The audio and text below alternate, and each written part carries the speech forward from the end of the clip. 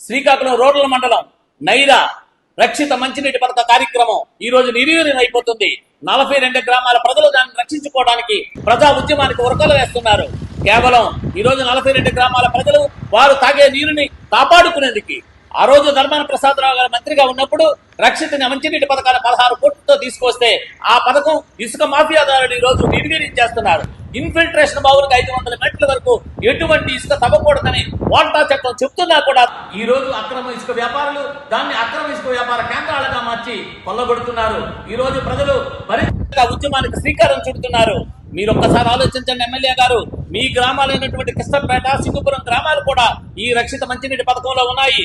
ఒకరోజు ఫ్లోరైడ్ బారిన పడి చాలా ఇబ్బందులు పడుతున్నటువంటి గ్రామాలు ఈ రోజు సురక్షితంగా ఉన్నాయి.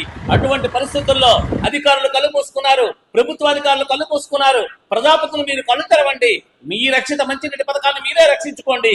లేకపోతే ప్రజలు చేసే ఈ ప్రజా పోరాటంలో మనందరం సన్నిధిలో తప్పదు. ఒక్కసారి ఆలోచించండి.